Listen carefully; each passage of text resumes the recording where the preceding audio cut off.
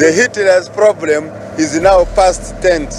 जय श्री राम दोस्तों, अभी जो आपने हंसी सुनी वह भले ही आपको मजेदार लगी हो, लेकिन युगांडा के लोगों के लिए यह शख्स किसी आदमखोर राक्षस से कम नहीं था। इसकी क्रूरता के सनक के कारण इसे अफ्रीका का हिटलर, अफ्रीका का हत्यारा और युगांडा का कसाई जैसे नामों से जाना जाता था और इसे 6 लाख लोगों का हत्यारा भी माना जाता है।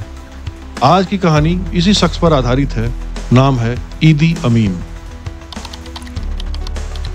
ईदी अमीन के समय स्वास्थ्य मंत्री रहे हेनरी केम्बा अपने पुस्तक में जिक्र करते हैं कि ईदी अमीन अक्सर इंसानों का मांस खाया करता था और वह यह भी बताता था कि इंसानों का मांस तेंदुए के मांस से ज्यादा नमकीन होता है।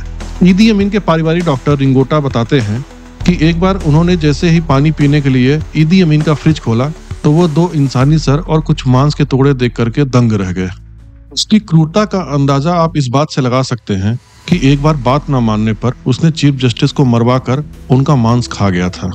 अपने दुश्मनों को ठिकाने लगाने के लिए उसने मगरमच्छों को पाल रखा था और दुश्मनों को जिंदा ही मगरमच्छों के हवाले कर देता था।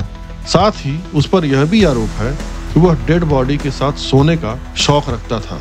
ईदी अमीन के बारे में एक यह भी कहानी बड़ी मशहूर है जिसमें वह बेवफाई की भनक पाते ही अपनी पत्नी ओडेरा को दर्दनाक मौत देता है।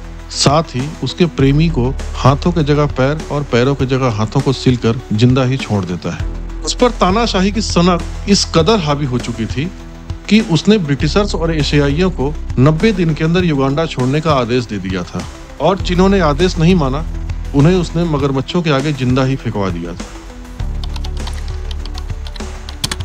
दोस्तों, ईदी अमीन के जन्म को लेकर के कई सारे मतभेद हैं, लेकिन ज्यादातर सूत्रों की माने तो ईदी अमीन का जन्म सन 1925 में युगांडा की राजधानी कंपाला में हुआ था। 8 भाई बहनों में तीसरे नंबर पर रहने वाला ईदी अमीन अपने माँ बाप के अलग हो जाने के कारण बकरी चराने लगा था। बड़े होने पर इसकी विभिन्न महिलाओं से संबंध बन गए थे और यह भी कहा जाता है कि इसके 6 बीवियों से 45 बच्चे थे। ईदी अमीन की पर्सनालिटी बहुत ही असाधारण थी। विशालकाय शरीर वाले ईदी अमीन की लंबाई 6 फुट 4 इंच और वजन 160 किलो था।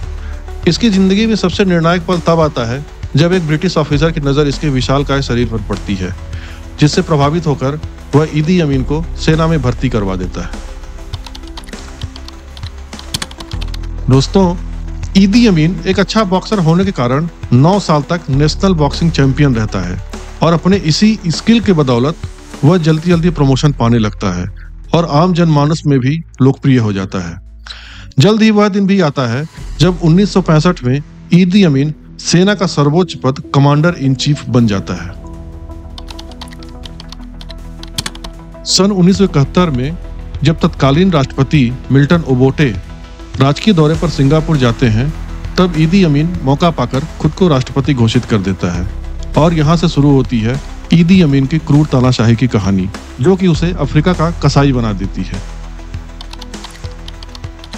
ईदी अमीन 30 अक्टूबर 1978 को अपने पड़ोसी देश तंजानिया पर हमला कर देता है और लीबिया के तानाशाह कर्नल गद्दाफी का खास होने के कारण गद्दाफी उसकी मदद के लिए सेना भी भेज देता है। हालांकि 6 महीने चले भीषण युद्ध में तंजानिया की सेना युगांडा की राजधानी कंपाला पर कब्जा कर लेती है और ईदी अमीन अपनी जान बचाकर लीबिया भाग जाता है, जहां 2 साल रहने के बाद वह सऊदी अरेबिया चला जाता है और गुमनामी की जिंदगी जीने लगता है।